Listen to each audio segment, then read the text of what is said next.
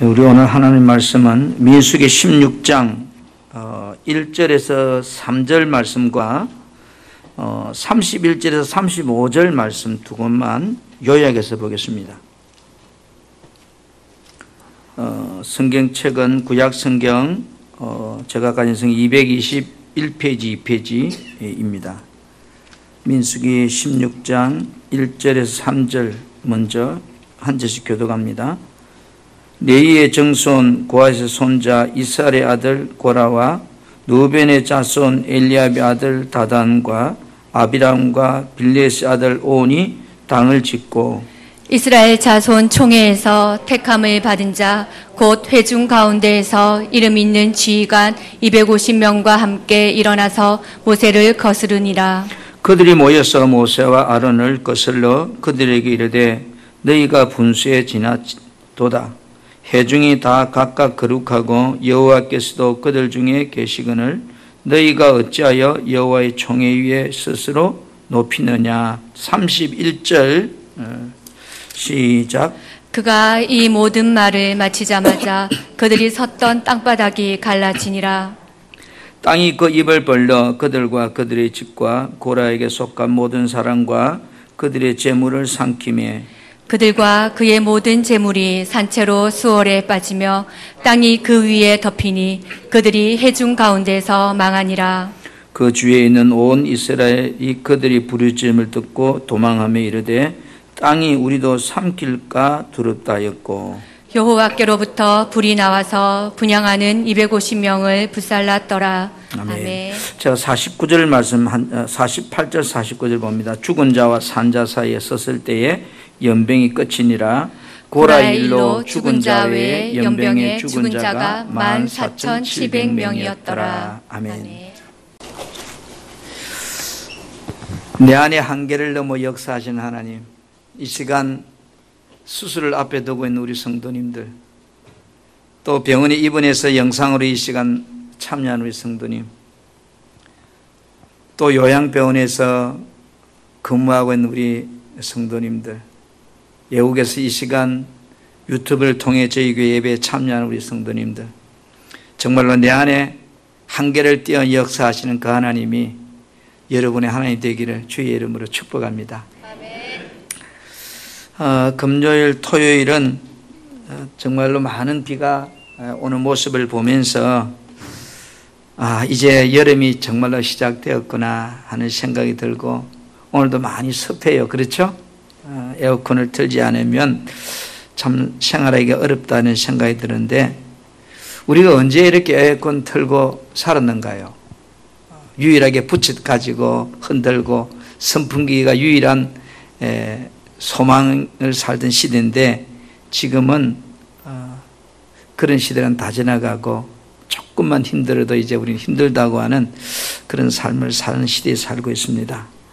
이 한 주도 하나님의 축복의 통로가 될 줄 믿습니다. 우리는 지금 이제 민수기를 통해서 이스라엘 백성들이 걸어갔던 강야 40년의 신앙생활이 오늘 이 시대를 사는 나는 어떻게 살아야 되는가 하는 전체적인 신앙의 모멘트를 보고 있습니다. 벌써 이제 민수기도 16장까지 왔습니다. 오늘 한번 따라합니다. 고라 무리의 악함과 하나님의 징벌. 여러분, 지난 시간에 백성들의 우리는 불평을 보았습니다. 그죠? 근데 남은 보니까 불평하는 게 많이 보이는데 자신은 불평 안 한다고 생각해요. 그죠? 이스라엘 백성들을 보니까 시도 때도 없이 불편해요. 이스라엘 백성들은 가나안 정탐을 통해서 부정적인 말들, 불평, 원망 때문에 하나님께서 40년을 가나안 땅에 들어가는 것을 시계를 거꾸로 돌려버렸어요. 그리고 할 수 없이 이들은 다시 이제부터 왔던 홍해 강약길을 돌아서 뺑뺑이 38년의 삶을 강야에서 삽니다. 출애굽 1세대가 다 죽기까지 강야 생활을 하게 되는데, 오늘 이 말씀은 저들이 강야 생활하는 동안에 일어났던 사건이거든요. 고라 무리의 이 반역 행위와 그에 대한 하나님의 심판을 보면서 성경은 이 시대를 살아가는 우리들에게 어떤 신앙생활을 해야 되는가를 거울로 보여주고 있어요. 자기 얼굴을 거울로 보면서 얼굴에 뭐가 묻은 걸 보고도 모르고 사는 사람은 어떤 사람일까요? 마치 우리가 성경이란 거울을 통해 나를 보면서 남의 이야기처럼 지나가 버린다면 그 사람은 소망이 없습니다. 한번 따라합시다.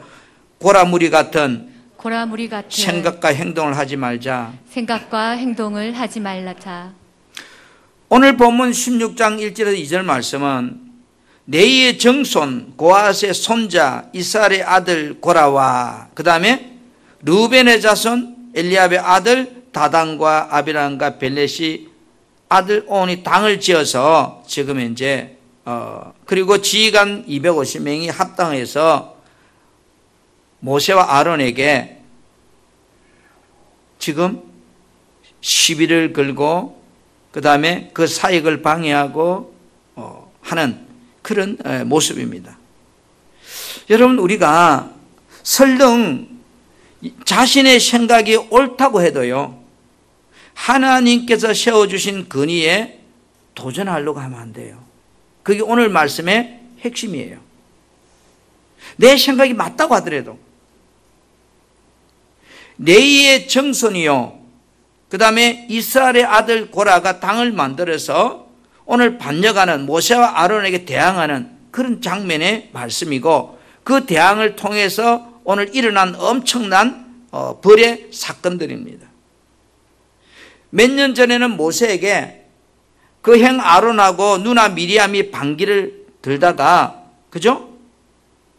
문둥병에 걸리고 하나님의 징계를 받고 그런 사건이 있었는데, 이제는요, 오늘 여기 고앗의 손자 이스라엘 아들 고라는 모세와 아론간들의 사촌간들이에요. 먼 사람이 아니고 가까운 형제들이거든요. 이들이 당을 지어서 반역해요. 왜 고라가 당을 지어서 이 패역한 일을 주동자가 되었을까? 고라가 가지고 있었던 평소의 생각이죠. 나도 네이 지파인데 니만 네이 지파냐?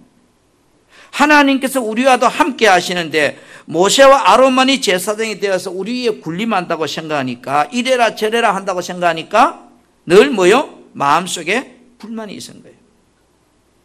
여러분, 민수기 16장 3절 오늘 본문에 현대인의 성경을 보면 이렇게 번역해놨어요. 그들이 모세와 아론에게 몰려와서 말했다. 떼거지로 몰려와서 말해요. 당신들은 분수에 지나친 행동을 하였소. 이스라엘 백성들은 다 여호와께서 선택한 자들이며 그분은 우리 가운데도 계시는데 어째서 당신들만 그렇게 잘난 체 하느냐 이거죠. 여러분, 고라 일당이 하는 말이 당신들은 도가 지나치다는 거예요. 이 당신들은 누군가요? 모세와 아론이죠. 아니, 하나님께서도 이스라엘 공동체 안에 다 함께 계시는데 어째서 당신들은 우리 위에서 자꾸 군림하려고 하느냐? 왜? 지도자니까 시킬 수밖에 없잖아요. 왜 군림하느냐? 하나님께서 네이 지파는 성막에서 봉사한 일을 기업으로 주셨잖아요. 그래서 아므람의 자손 모세와 아론에게는 제사장직을 주관하는 일을 주셨어요. 그 다음에 이스라엘의 자손, 그러니까 전부 다 이 레위 지파인데 이스라엘의 자손 고라에게는 성막의 지성물, 성소 안에 뭐가 있습니까? 분향단, 떡상, 항단, 법궤, 이런 중요한 부분이 있죠. 이 성소 안의 지성물을 정리하고 운반하는 일을 고라 자손들이 하는 거예요. 그러니까 모세와 아론과 가장 가까이서 만나고 모세의 일거일투종, 아론의 일거일투종을 뭐요? 가장 가까이서 접하는 사람들이 고라 자손들이에요. 자, 위치적인 면에서 보면 다 같은 레위 지파죠. 그러나 모세와 아론 밑에서 이들은 수종을 들어야 하는 자거든요. 왜 그런가 하면 민수기 4장 15절에 보니까 진영을 떠날 때, 성막이 이제 진영을 떠날 때 아론과 그의 아들들이 성소와 성소의 모든 기구 듣는 일을 마치거든. 그러니까 이런 이제 벗게 듣는 일이라든지 항단을 싸는 일이라든지 그 다음에 떡상을 정리를 해놔놓으면 그걸 누가 가져가는 거예요? 고앗 자손이 와서 매일 것이라 했어요. 그러니까 가장 가까이에서 수종드는 자들이죠. 성막에서 같이 봉사하지만 자신들은 대접을 받는 데 있어서 늘 우선권이 없다고 생각한 거예요. 고라 자손들은. 여러분, 오늘날 모든 교회의 직분은 하나님께서 주신 것입니다. 아멘.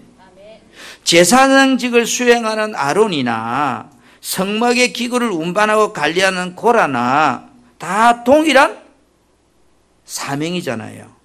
하나님께서 그들에게 은사를 따라 주신 은혜의 달란트거든요.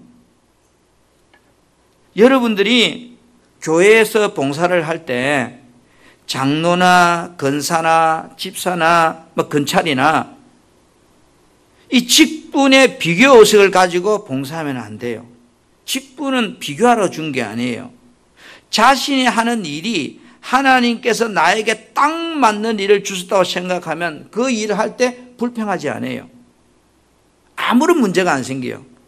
그러나 자신의 일에 대해서 다른 사람과 비교하고 나는 장로인데 나는 권사인데 저 사람은 집사야. 이런 어떤 비교 의식을 가지고 비교하고 부러워하고 자기 직분이 별로라고 생각하면 오늘 고라와 같은 이런 인생이 됩니다. 직분은 축복이지 망하게 하려고 주신 게 아니에요. 오늘 반역을 주도한 고라에게 모세는 이렇게 그들에게 말해요. 오늘 본문 16장 8절 9절 말씀 보진 않았지만 모세는 고라에게 말하였다. 현대인 번역입니다. 너희 레위인들아 잘 들으라. 이스라엘 하나님이 너희를 이 백성 가운데서 구별하여 자기에게 가까이 하게 하시며 여호와의 성막에서 일하게 하시고 모든 사람을 대신하여 그를 섬기게 하신 것을 너희가 작은 일로 생각하느냐, 하찮은 일로 생각하느냐. 그렇게 지금 이제 모세가 고라 자손들에게 말해요. 당신들은 하나님의 거룩한 성막에서 일을 하는데 모든 이스라엘 백성 앞에 서서 그 백성들을 대신하여서 하나님을 섬기고 있는데 그 일이 부족해서 너희들은 제사장 일까지 넘보고 있느냐, 이런 말이에요. 모세는 거역하는 주동자가 누굽니까? 고라입니다. 그런데 오늘 이 거역하는 주동자는 고라지만 그 거역에 함께하는 자들은 또 누구예요? 루벤 자손들이에요. 야곱이 12아들 중에 장남이 루벤이잖아요. 왜 이들이 모세를 반역하는 일에 합해가 쉽게 되었을까? 여러분, 우리가 성막을 보면 성막의 세 지파씩 동서남북으로 네 지파가 섭니다. 그리고 성막 주변에는 레위 지파 네 아들이 동서남북으로 섭니다. 그리고 그 레위 지파 아들 맞은편에 이제 12지파가 세 지파씩 동서남북으로 서게 되죠. 정면에는 들어오는 입구에는 모세와 아론 서고 그 다음에 레위 지파 서고. 그런데 지금 우리가 잘 보면 성막의 남쪽 구역에 민수기 2장 10절부터 보면 성막 남쪽 구역에 누가 섰는가 하면 레위 지파 중에서도 고앗 자손이 남쪽의 성막 옆에 서 있는 거예요. 그리고 그 성막 남쪽 편에 누가 서 있는가 하면 바로 오늘 여기 루벤 지파가 서 있는 거예요. 그러니까 어떻게 해요? 자주 만날 수 있죠. 같은 구역에 사니까. 또 그뿐 아니라 이 루벤은 야곱의 장남이지만 아버지 첩과 간통함을 통해서 아버지가 축복할 때 장자권을 뺏겨버렸잖아요. 그러니까 장남인데 장자의 축복권이 다 사라지니까 불만을 가지고 있죠. 단지 표출만 못하고 있는 거예요. 자, 그렇게 이렇게 내 안에 불만을 가지고 있는데 말을 못하고 있다가 고라 일당이 어떤 일을 저지르니까 쉽게 거기 휩쓸려서 한패가 되어버리는 거예요. 오늘 신앙생활도 마찬가지예요. 내 안에 불만을 품고 살면요, 어떤 기회를 딱 만나면 평소에 가지고 있던 생각과 하나가 돼서 그게 동조해버려요. 여러분, 예수님을 죽인 일에도 보세요. 자신이 이익이 안 될 때는 이렇게 원수같이 살다가 자신이 이익이 맞아 떨어지면 어떻게 해요? 그날 한편이 돼요. 누가복음 23장 12절에 보니까 헤롯과 빌라도가 전에는 원수였으나, 왜? 이익 때문에 서로 다투는 원수예요. 그러다가 예수님 죽인 일은 당일에 친구가 되어버려요. 이게 사람들의 모습이죠.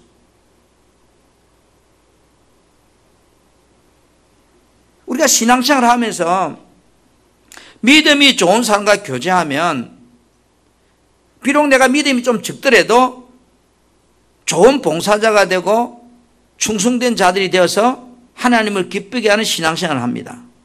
그러나 고라와 같은 생각을 가진 자들과 교제하면요, 불평과 원망한 일에 동참하는 사람이 되거든요. 그래서 우리가 신앙생활을 하면서 부정적인 사람, 불평하는 사람, 남을 판단하는 사람과 여러분 가까이 하면 결국 뭐예요? 나도 그들에게 동조하는 세력이 되어버립니다. 감하게 노는데 백로에 가지 말라고.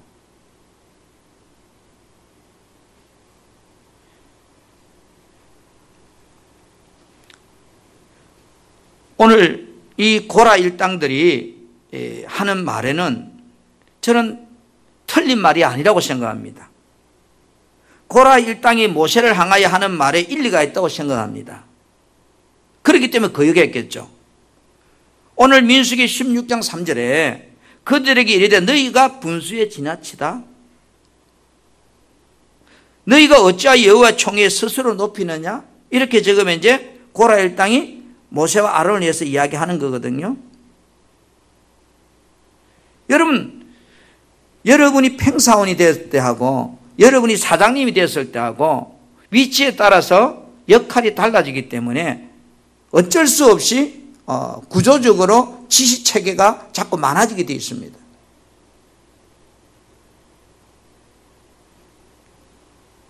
고라 일당들이 주장하는 말은 보는 관점에 따라 맞기도 하고 틀리도 해요. 사람들이 자신들의 생각을 주장할 때요, 옳고 그른가의 문제를 가지고 말을 하지만 사실은요, 잘 들어보면 말하는 사람의 말의 성질입니다. 말하는 사람의 성질이 중요한 겁니다. 말이 중요한 게 아니고. 고라 일당의 말은 자신들에게 많이 치우쳐 있는 그런 욕심의 탐심의 표현이 그 말 속에 들어있는 거예요. 사람은 속일 수 있어도 하나님은 속일 수 없어요. 하나님은 그 사람의 행위 중심을 보시기 때문에 금방 그 사람이 하는 말에 가진 성질이 탄로가 난다고요. 우리는 모르죠. 사람의 속을 모르니까. 고라처럼 자신이 자아의 위치를 높이려고 하는 이 행위는요, 하나님 앞에서 그대로 들통이 나거든요. 지금 이들은 하나님께 세우신 지도자를 자신들의 말의 논리로 무너뜨리려고 해요.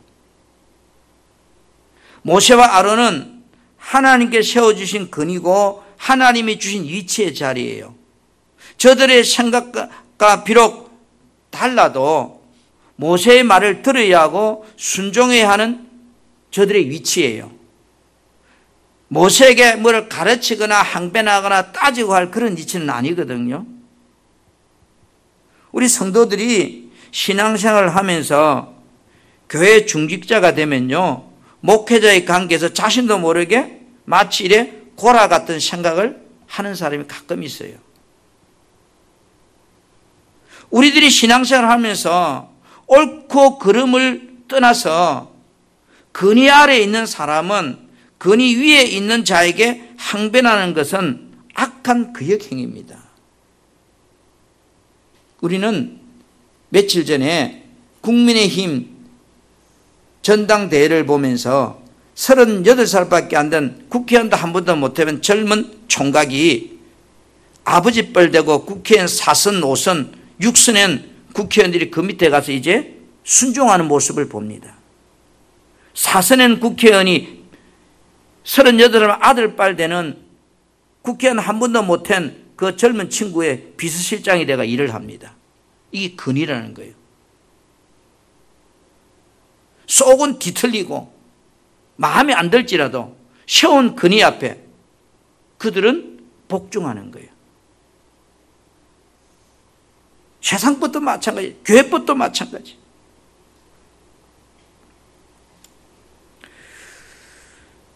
고린도전서 12장 14절부터 18절에 은사가 가진 근위를 우리 몸에 비유해서 사도 바울은 설명하고 있습니다. 몸은 한 지체뿐만 아니요 여럿이니, 그렇죠?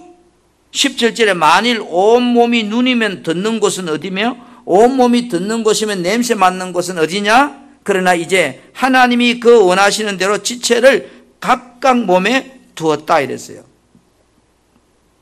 여러분, 모세에게는 모세의 일이 있습니다. 아론에게는 아론의 일이 있습니다. 고라에게는 고라가 해야 될 일이 있습니다. 마치 여러분 태양빛이나 달빛이나 별빛이 다 빛은 빛이지만 그 빛들이 아름다운 조화를 이루는 것처럼 하나님께서 우리에게 주신 목사라고 하는 직분, 장로라고 하는 직분, 근사라고 집사라고 하는 이 직분은 서열이 아니에요. 섬김과 사역의 위치예요. 우리들의 몸이 지체가 서열이 아니기 때문에 다 소중하잖아요. 여러분, 서열로 따지면 우리 몸의 제일 높은 서열이 뭘까요? 머리통일까요? 손일까요? 눈일까요? 제각기 주장할 거면, 야, 내가 눈이 없어봐, 너는 어떻게 살아? 맞지요? 손이 그래, 야, 그러면 손이 없어봐, 너는 어떻게 먹어? 다 자기가 볼 때는 제일 똑똑하고 중요한 것 같지만 서열이 없어요.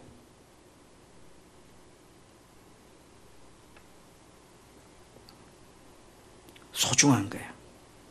여러분, 성경 우리에게 이렇게 말씀해요. 욕심이 잉태하면, 욕심을 품으면 그 다음에 뭐가 나와요? 죄가 나온대요. 그 다음에 죄가 자라면 뭐요? 이제 죄가 자라면 죽는대요. 모든 사람 안에는 탐심이 있어요. 그 탐심이 잉태하는 순간 내 삶은 뭐요? 이제 악해지기 시작하는 거예요.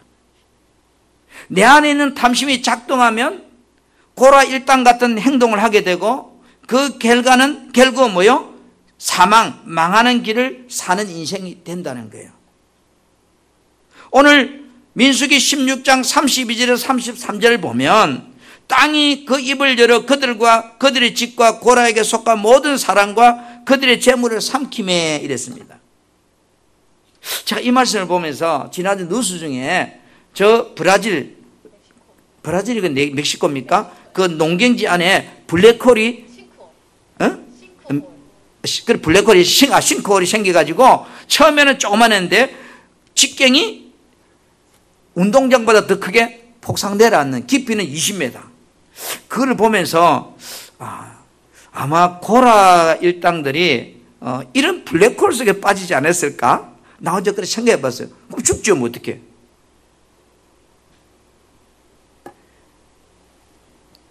그래서 모든 재물과 그대로 폭 빠져서 다 흙이 덮어버렸다는 거예요. 깨끗하게. 여러분, 욕심이 잉태하면 당지 뭐예요? 죄가 태어나죠. 그 죄가 자라나면 어떨까요? 결국은요, 죽는다는 거예요. 그게 야고보서 1장 15절 말씀이잖아요. 그래서 로마서 6장 23절에는 이렇게 말씀해줘. 죄의 싹은 사망이다. 죄의 결과는 사망이다. 하나님의 은사는 예수 그리스도 안에서 생명이다, 영생이다, 이렇게 해요. 그래서 로마서 8장 5절에서 6절에서는 다시 이 말씀을 육신을 따르는 자는 육신의 일을 하게 돼 있고 영을 따르는 자는 영의 일을 생각하게 돼 있다. 그래서 육신의 생각을 하는 사람은 결국은 죽는 것이고 영의 생각을 하는 사람은 생명과 평안이 있다. 이 말 바꾸면 욕심을 따라가면 죽는다, 그런 뜻이에요. 영으로 따라가면 산다, 그런 뜻이에요. 오늘 고라의 무리를 보면서 육신적인 악한 생각이 내 안에 들어올 때 막아내지 못하면 결과는 뭐예요? 사망이 나를 끌고 가는 거예요. 오늘 우리는 고라 족속의 무리 같은 이런 비교하는 생각, 따지는 생각, 그런 행동을 내가 하면 결국 내 인생은 고라들의 삶처럼 된다는 것을 말해주고 있는 거예요. 한번 따라합시다. 삶의 위기가 오면 우리는 모세처럼 해결합시다. 여러분, 강약교회에서 지금 이제 고라와 족장 250명이 합해서 모세의 지도력에 반기를 들었습니다. 쉽게 이래 생각해요. 제가 목회를 하는데 우리 장로님들과 근사님들과 안수 집사들과 집사들이 몽땅 몰려와서 저를 공격했다 칩시다. 이 장면이거든요. 그러면 그들만 동조할까요? 나중에 일반 교인들도 동조합니다. 그렇잖아요. 그래서 오늘 본문 말씀에 연병으로 14,000명이 죽었다면 연병은 일반 백성들이에요. 그러니까 지도자가만 일어나는 게 아니고 거기에 앞장은 못 서지만 동조하는 무리도 있다는 거예요. 하나님은 정확하게 심판을 주동자를 제일 먼저 처단하고 그 다음에 주동자 따라 동조했던 자를 처단하고 그 다음에 멀리서 동조했던 자를 다 처단하십니다. 그런데 그 순서가 참 신기해요. 자, 고라 일당들이 한패가 되어서 모세를 향하여 소리치는 말을 듣자 모세는 어떻게 합니까? 오늘 민수기 16장 4절에 모세가 듣고 뭐요? 엎드렸다 이랬어요. 모세는 폭도들이 된 이들에게 대항하지 않고 모든 것을 하나님께 맡김에 엎드렸다는 거예요. 이 말은 기도했다는 거죠. 모세를 통해서 오늘날 삶의 위기를 만날 때 우리가 어떻게 그 문제를 풀어가야 되는가를 이야기해 줍니다. 오늘날 교회 안에 여러분 왜 싸움이 생기는가요? 사람들이 사니까 싸울 수 있겠죠. 성도들이 생각할 때 목사님께서 일을 처리하는 것이 틀렸다는 거예요. 장로님들이 당회를 운영하는 것이 틀렸다고 생각하기 때문에 싸우는 겁니다. 그래서 불평하고 목사님께 따지고 도전하는 사람들이 있거든요. 포면적으로는 여러분 잘 보세요. 오늘 포면적으로는 모세와 고라 싸움이지만 하나님이 근위에 도전하고 있는 행위잖아요. 오늘 고라 일당과 250명의 족장들이면요 어마어마한 파워를 가지고 있잖아요. 힘의 논리를 본다면 포면상으로는 모세에게 반결된 것 같아 보이지만 이들은 지금 뭐요? 하나님과 투쟁하는 행위를 하고 있는 거예요. 우리는요 내 생각과 다르고 내 마음에 들지 않을 때 참 많아요. 성도들도 그럴 것이고 목회자들 그럴 것이에요. 그래서 때로는요 따지기도 하고 때로는 다투기도 해요. 오늘 고라 무리들이 이 반기를 들고 쇠를 확장해 가지고 모세와 아론에게 지금 이제 대항해 올 때 모세는 저들의 행동을 보면서 하나님 앞에 그들이 엎드려요. 하나님, 나는 아무것도 할 수 없어요. 뭐라고 할까요? 나는 죄인입니다. 그죠? 만약에 제가 나는 죄인입니다. 나는 무능력합니다. 하나님 앞에 엎드릴 때 보세요. 지금 싸움이 모세와 아론과 그 다음에 고라 자손과 250명의 싸움이었는데 모세가 하나님에 딱 엎드리자 고라와 모세의 싸움이 아니고 고라 자손들과 하나님의 싸움으로 바뀌어버렸어요. 모세는 무리들과 직접 싸우려 하지 않고 하나님과 무리의 싸움이 되게 기도했습니다. 여러분, 우리가 신앙생활을 하다 보면 교회 안에서나 직장에서나 누가 나를 공격합니까? 전혀 모르는 사람이 공격 안 합니다. 그죠? 만약에 우리 교회에서 목사님에게 따진다라면 어제 교회에 나오는 사람이 따지는 게 아니고요. 장로님이 따질 것이고 그 다음에 근사님이 따질 것이고 그렇지 저 평신도가 안 따져요. 오늘 모세와 아론에게 누가 따지는가요? 성막 안에 가장 지성소에서 가장 가까이에서 수송들은 고라 후손들이 따지는 거예요. 왜? 늘 모세를 봤으니까, 늘 아론을 봤으니까. 그렇잖아요. 우리 속담에 처갓집을 하고 거리는 좀 멀어야 돼요. 가까이 있으면 며느리하고 시어머니 싸울 수밖에 없어요. 왜? 눈에 보이니까.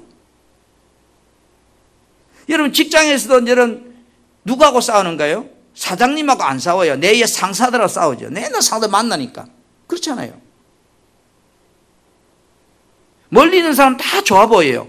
왜? 간섭도 안 하고 모르니까. 오늘 우리가 왜 고라 자손들이 모세와 아론에게 덤볐을까? 가까이 수종들다 보니까 때로는 잔소리도 제일 많이 들을 거고, 그렇잖아요. 간섭도 제일 많이 받을 거고.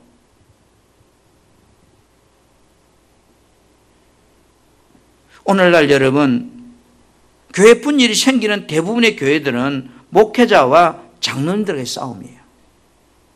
홍 목사님께서 하시는 것이 장로님 눈에 보시기에 마음에 안 들면 여러분 따지지 마시고 싸우지 마시고 여러분 기도하려고 하세요. 또 목사님 눈에 장로님들 하는 모습이 마음에 안 들면 목사 장로하고 싸우지 말고 침묵하고 기도하면 돼요. 근데 그게 쉬운 일은 아니에요. 입이 가만히 안 있으니까.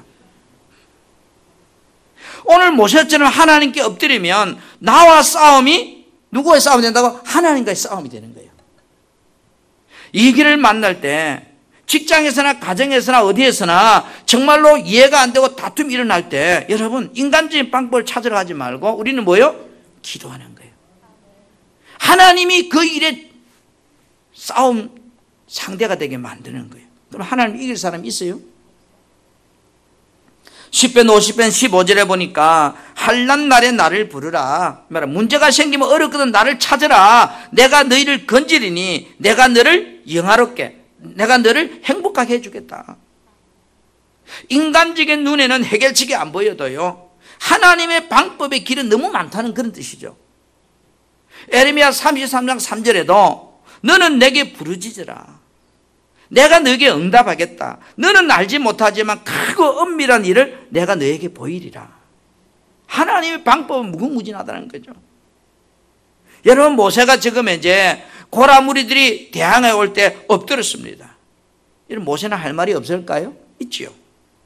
오늘 민수기 16장 5절에 7절에 보니까 엎드렸을 때 하나님이 어떤 말씀을 주었다라고 하지 않고 모세가 지금 어떤 말을 전합니다. 이 말은 하나님께서 모세에게 어떤 영감을 주었다는 거죠. 이렇게 말합니다. 내일 아침 하나님께서 누가 하나님께 속한 사람이고 누가 거룩한 사람인지 보여주실 것입니다. 하나님께서 뽑으신 사람들은 모두 다 제단 앞에, 여기 제단은 번제단입니다. 제단 앞에 가까이 다 나올 수 있을 것입니다. 그러나 여러분 고라와 그를 따르는 여러분들은 모두 항로들을 가지고 오십시오. 거기에 불과 항을 담아서 주님 앞으로 나오십시오. 그러면 주님께서 하나님께서 몸소 한 사람을 가려 뽑으실 것이고 이랬거든요. 그러면서 하는 말이 내인 여러분들이야말로 너무나 도가 지나친 것 같습니다. 모세 이렇게 이야기해요. 우리가 이 길을 만날 때 힘의 논리나 인간적인 권위로 일을 해결하려고 하면 안 돼요. 하나님의 방법으로 하나님께 맡기는 지혜로 해결하려고 해야 돼요. 하나님은 어떤 하나님이냐? 질서의 하나님이잖아요. 교회는 세상과 다릅니다. 모두가 지체고 한 몸이에요. 몸이 한 부분이 아프면 몸 전체가 아프지 않습니까? 눈만 아픈가요? 어깨만 아픈가요? 다리만 아픈가요? 몸 전체가 아프지요. 몸의 역할이 크고 작을 뿐 다 소중합니다. 그렇기 때문에 여러분 우리가 살다 보면 의견이 틀릴 때도 있고 생각이 다를 때도 있어요. 그러니 싸우려 하지 말고 기도하려고 해야 돼요. 그게 신앙의 답이에요. 문제에 대한 판단에 대한 징계는요 내가 하는 것이 아니고 너가 하는 것이 아니고 하나님께서 하신다는 거예요. 아멘. 하나님이 정말로 모세가 마음에 안 들면 하나님 모세를 뭐 죽이든지 할 것이고 그렇잖아요. 여러분 부부싸움하고 부부가 해결이 안 돼요. 왜? 다 옳다고 생각하기 때문에 싸운 거잖아요. 하나님이 정말로 살아계신 게 맞다면 하나님이 기도하면 남편을 징계하든지 아내를 징계하든지 깨닫게 하든지 뉘우치게 하든지 하나님이 하실 거라 이 말이에요. 내가 내 남편을 바꿔보겠다고 여러분 하지 마세요. 저는 우리 아내하고 근 40년을 살아오는데 안 바뀌대요. 그렇죠, 서영지 집사님? 바꾸려고 하면 나만 지쳐요. 요즘은요, 포기하고 살아요. 그러니까 행복해요. 여러분, 하루도 빨리 포기하는 게 나서요. 왜? 하나님이 그 인생에 개입하시면 행복해지는 거예요. 요즘은요, 제 아내가 너무 감사하고 고마워요. 내 고집불통 내 같은 사람 만나가지고 사는 것에도 감사하고 도망 안 간 것에도 감사하고.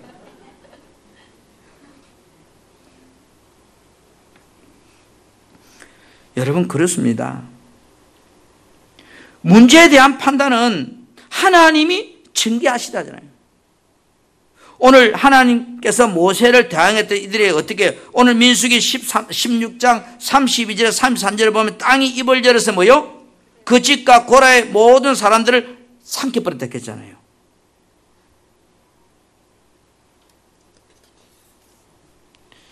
여러분 그 다음에 오늘 35절에도 보니까 여호와께서 뭐냐면 불이 나와서 분향하는 250명을 다 불태워버렸다 그랬어요. 그 다음에 오늘 49절에요. 고라 일로 죽은 자 외에 연병에 죽은 자가 14,000명이 있었다 그랬어요.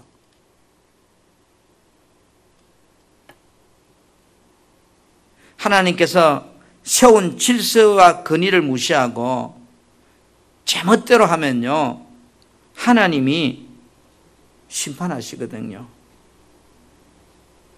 하나님의 자녀는 신앙인은 세상적인 방법처럼 힘의 논리로 편가름으로 하나님 일을 하려고 하면 안 돼요. 하나님께서 각자에게 주신 은사를 무시하고 남을 시기하고 불평하는 것은 하나님의 뜻을 거역하는 죄이기 때문에 그래요. 우리는 여러분 모세의 행동을 보면서 직장에서 또는 가정에서 교회 안에서 의견이 안 맞아가지고 부딪히고 그럴 때가 있을 겁니다. 내 마음에 안 들 때가 있을 겁니다. 그럼 여러분 어떻게 하는가요? 대부분 싸우죠. 대부분 따지지요. 그 돌아오는 게 뭐가 있던가요? 오늘 이 장면을 보면서 힘의 논리로 본다면 분명히 모세와 아론이 열쇠입니다. 그러나 여러분 아무리 힘이 크다 할지라도 하나님 한 분 이길 수 있는 사람은 없잖아요. 기도하는 모세의 손을 들으시는 하나님. 오늘 우리도 살다 보면 정말로 원하지 않는 일들이 일어날 때가 있을 때 내가 하나님 앞에 엎드리자. 그럼 그 문제가 나의 문제에서 하나님과의 문제로 우리는 바꿔놓으면 하나님이 일하시는 겁니다. 세 번째로 한번 따라합시다. 회개의 기회를 놓치지 말자. 사람 속에는요 탐심이 있어요. 어떤 기회가 되면 이 탐심이 딱 발동을 하는 거예요. 여러분 하나님께서는요 우리가 잘못했다가 무조건 징계하시는 그런 악한 분이 아니에요. 만약에 여러분이 잘못했다 하나님이 징계했다면 살아남을 사람이 아무도 없어요. 그렇죠? 근데 하나님은요 그 사람이 죄를 지었을 때 회개할 기회를 주었는데도 회개하지 않고 버티면 여러분 하나님이 징계하시거든요. 그렇기 때문에 내가 회개의 기회를 놓치지 않는 것이 신앙생활이라고요. 왜? 어쩔 수 없이 내 안에 탐심이 있으니까 욕심이 있으니까 이 욕심이 기 나오는 거예요. 그래서 나도 모르게 싸우고 미워하고 다투고 그렇게 되죠. 그게 없다면 정말로 그 사람은 성인군자겠죠. 우리가 설령 그렇게 했을 때에 우리에게 소망이 있는 것은 하나님이 회개할 기회를 주신다는 거예요. 이 기회를 놓쳐버리기 때문에 인생이 망하는 거지, 회개의 기회를 붙잡는 사람은 다 하나님이 축복하시거든요. 오늘 보세요. 반역하는 이 고라 일당들에게 회개의 기회가 두 번 주어집니다. 첫 번째 회개의 기회는 민수기 16장 17절 18절 말씀을 같이 한번 띄워주세요. 자, 너희는 시작. 너희는 제각기 향로를 들고 그 위에 향을 얹고 각 사람이 그 향로를 여호와 앞으로 가져오라. 향로는 모두 250개라. 너와 아론도 각각 향로를 가지고 올지니라. 그 다음 그들이 제각기 향로를 가져다가 불을 담고 향을 그 위에 얹고 모세와 아론과 더불어 회막문에 서니라. 여러분, 너희는 제각기 향로들을 들고 그 위에 향을 얹어가지고 각 사람들이 그 향로를 여호와 앞에 가져오라고 좀 말합니다. 모두가 250개를 지금 이제 그 다음에 아론과 모세도 향로를 가지고 올 걸 이야기합니다. 이게 첫 번째 기회입니다. 자, 두 번째 기회는 보세요. 하나님께서 모세 아론에게 이렇게 말합니다. 빨리 너희는 이 회중에서 도망가라 그래요. 자, 20절 21절 보겠습니다. 민수기 16장 시작. 여호와께서 모세와 아론에게 말씀하여 이르시되 너희는 이 회중에게서 떠나라. 내가 순식간에 그들을 멸하려 하노라. 여러분, 모세와 아론에게 저들의 무리에서 떠나라고 말하잖아요. 우리는 신앙생활을 하면서 거역하는 자들과 함께하면 나도 죽잖아요. 멸망당하지 않으려고 하면 고라 자손들과 분명히 구별된 신앙인이 되어야 돼요. 혹 본의 아니게 우리들이 교만해서 욕심이 때문에 죄를 짓게 됩니다. 또는 신앙생활을 하다 보니까 주의 종의 권위에 도전하게 됩니다. 교회 안에서 또 본의 아니게 교만과 욕심 때문에 다투게도 됩니다. 하나님은 우리의 연약함을 아시고 그런다고 하나님 우리 징계하는 게 아니고 반드시 회개할 기회를 하나님이 주십니다. 깨어있는 사람은요, 하나님의 은혜란 우리들에게 회개할 기회를 주시는 것이 은혜거든요. 회개의 기회를 놓친 고라 자손은 땅이 갈라 그 속에 묻혀 죽습니다. 우리는 죄를 짓고 회개의 기회를 놓치면 그 인생은요, 소망이 없어요. 그런데 하나님께서 보세요. 주동자 고라와 동조자 250명을 동시에 다 죽인 게 아니에요. 그렇죠? 항로를 들고 같이 왔는데 먼저 누구를 죽여요? 주동자 고라 일당만 죽여. 고라 있는 그 주변에 땅이 폭삭 내려앉아서 그들이 땅에 들어가서 묻혀가 죽어요. 자, 그러니까 나머지 250명 어떻게 해요?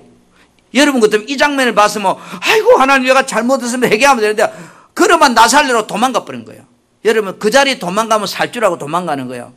땅 꺼지는 자리에 도망가면 살 거라 믿었어요. 그러니 뭐요? 하늘에서 불이 나서 도망가는 자를 죽여버려요. 땅이 꺼진 것이 아니고. 이 말은 땅이 꺼지는 걸 고라 일당의 중추동자들이 죽는 모습을 보면서 뭐 해야 될까요? 내가 잘못했다고 회개한다면 도망칠 게 아니고요. 그게 엎드려야 되죠. 근데 도망치잖아요. 도망치면 하나님이 뭐 안 죽일까요? 도망치니까 땅이 갈라지는 게 하늘에 불이 떨어 죽여버려요. 시간차가 있잖아요. 그러고 나중에 백성들이 연병이 걸려 죽어요. 이런 장면을 봤으면 백성들이 빨리 회개하면 될 건데 왜요? 250명은 사실 고라 일당과 동조는 했지만 내용도 모르고 동조한 사람이 있을 거예요. 그러니까 하나님께서 저들에게 뭐요? 모르고 동조한 저들에게 회개할 기회를 주신다고 봐요. 고라가 죽는 모습을 보면서 여러분 도망쳐야 될까요? 아니면 엎드려야 될까요? 오늘 우리 교회 안에가 한국 교회 안에 이래요. 이 교회에서 싸우다가 마음에 안 들면 보따라 다른 길로 도망가 버려요. 다른 길로 도망가면 그게 하나님 없는 줄 아는가 봐요. 여러분 도망가지 마시고요. 그 자리에서 죽을 각오로 회개하면 하나님 길을 열어주셔요.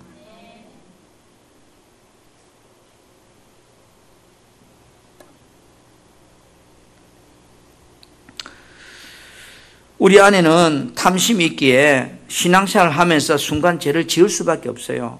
목사도 탐심이 있고 집사도 탐심이 있고. 죄를 짓는 것보다 더 악한 것은요, 죄 짓고 회개하지 않는 거거든요. 여러분, 다윗하고 솔로몬의 차이가 뭔가요? 다 위대한 왕들이잖아요. 다윗은 범죄하고 솔로몬도 범죄했는데, 다윗은 범죄하고 나단 선지자가 책망하자 그 자리에서 엎드려 하나님 내가 잘못 회개합니다. 그러나 솔로몬은요, 선지자가 책망해도 두 번이나 하나님께서 회개할 기회를 줘도 회개하지 않습니다. 그러니까 하나님께서 솔로몬 아들 때 나를 쪼개서 신하에게 나를 줘버립니다. 우리가 신약에 보면 사도행전 5장에 아나니아 삽비라 부부가 나오잖아요. 교회가 영적으로 충만하니까 나도 헌금해야 되겠다고 논 파고 집 팔아서 아나니아 삽비라 부부가 헌금하는 장면이 나와요. 근데 처음 마음은 다 바치려고 했는데 다 바치면 굶어 죽을 것 같은 생각이 드니까 부부가 합작해가지고 50%는 띄가지고 숨겨놓고 50%만 가지고 이제 가는 거예요. 처음부터 50% 드린다 그든지. 사도행전 5장 3절에 보니까 이제 아나니아가 베드로 앞에 왔어요. 베드로가 묻습니다. 아나니아, 어찌해서 사단이 내 마음속에 가득하여서 내가 성령을 속이고 땅값 얼마나 감췄느냐 이래 물어요. 여러분, 땅값 얼마를 왜 감췄냐 물으면 아이고 잘못했습니다. 내가 막 욕심 때문에 내가 어떻게 살아갈지 몰라서 조금 내가 남겨놨습니다. 회개합니다. 이러면 될 건데 뭐라고 그래요? 다 가져왔다고. 나 감춘 거 없다고. 회개할 기회를 분명히 성령께서 주셨는데 아나니아는 회개의 기회를 놓쳐버리니까 어때요? 그 자리에 엎드려서 혼이 떠났다 그랬어요. 그리고 이 사실을 모르고 3시간 뒤에 그 아내 삽비라도 옵니다. 왜? 남편이 헌금했으니까 나도 좀 뭐가 느낌을 가지고 오겠죠? 다시 묻습니다. 베드로가 야, 그 땅 판 것이 사도행전 5장 8절에 보니까 이것뿐이냐? 그렇게 묻습니다. 그러니까 뭐라고 그래요? 예, 이것뿐입니다. 여러분, 땅 판 것이 이것뿐이냐? 이 말을 본인은 알잖아요. 다요. 그죠? 그 다음에 그 남편에게도 땅 판 값이 얼마를 감췄느냐? 이런 거 알잖아요. 근데 아니라고 그래요. 대놓고 당연히 회개하셔 이 말이 아니고 자신의 죄를 지적할 때 그게 엎드려야 되는데 사람들이 그렇잖아요. 대놓고 당신 도둑놈이네 이렇게 말 안 하잖아요. 우회적으로 이야기하면 빨리 눈치를 채우고 아이고 내가 이래야 되는데 회개의 기회를 주었지만 역시 그 부인 삽비라도 이것뿐이라고 대답하니까 베드로 앞에 엎드려 혼이 떠나고 죽으세요. 여러분, 하나님께서 이 백성들의 불경건한 죄를 짓지 않도록 하기 위해서 어떻게 합니까? 250명의 족장들이 가지고 왔던 그 항로를 녹여서 그 성막 안에 번제단에 그 테두리를 싸는 그 철판을 만들어서 보게끔 합니다. 그게 오늘 민수기 16장 38절 4절 말씀이거든요. 사람들을 범죄하여 그들의 생명을 스스로 해야 할 것이나 그 항로를 쳐서 제단을 싸는 철판을 만들라 이스라엘 자손에게 표가 되리라 하신지라 그랬거든요. 그래서 40절에 이스라엘 자손이 기념물이 되게 하였으니 그 다음에 더 내려와서 고라와 그의 무리와 같이 되지 않게 하기 위함이라 이랬어요. 저것을 보면서 너희들이 하나님 앞에 제사들을 번제들을 나올 때마다 그 번제단을 싸난 그 구리 뭡니까 동판을 보면서 아하 고라의 무리들이 하나님에 대항하다가 저렇게 죽었다는 것을 기억하고 너희들은 앞으로 하나님의 근위에 도전하는 삶을 살지 말라는 것을 징표로 번제단의 테두리를 싸는 데 그 항로를 녹여 썼다는 거죠. 우리 사랑하는 성도 여러분, 우리가 온전하지 않기 때문에 우리는 죄를 짓게 되고 또 실수하게 되고 넘어집니다. 그러나 중요한 것은 내게 주신 회개의 기회를 놓친 인생과 놓치지 않은 인생은 전혀 다른 길을 갑니다. 반드시 우리가 깨어있으면 하나님이 나에게 회개할 것을 깨닫게 하고 생각나게 하고 주실 겁니다. 그때 체면의 무거운 내려놓고 하나님 앞에 바싹 엎드린다면 그 사람은 소망이 있습니다. 하나님은 우리가 연약한 걸 아십니다.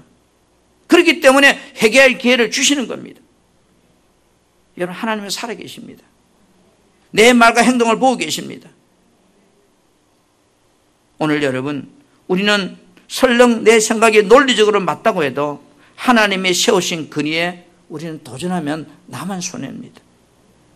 우리가 살아가면서 오늘 이 고라 일당들의 당하는 이 모습을 보면서 왜 성경 우리에게 이 말씀을 하고 있을까요? 너희는 마치 번제단의 그 주변을 쌓는 놋을 보면서 고라 일당과 되지 말라고 하는 것처럼 오늘 우리가 하나님 앞에서 복받는 인생이 돼야지 정말로 벌받는 인생이 되지 말라고 하는 그런 의미로 오늘 우리에게 이 메시지가 하나님 주고 있다고 저는 생각합니다. 사랑하는 우리 성도 여러분, 우리는 분명히 신앙생활을 통해서 승리하는 복받는 그런 삶의 다른 박질을 칠 수 있기를 주님의 이름으로 축복합니다.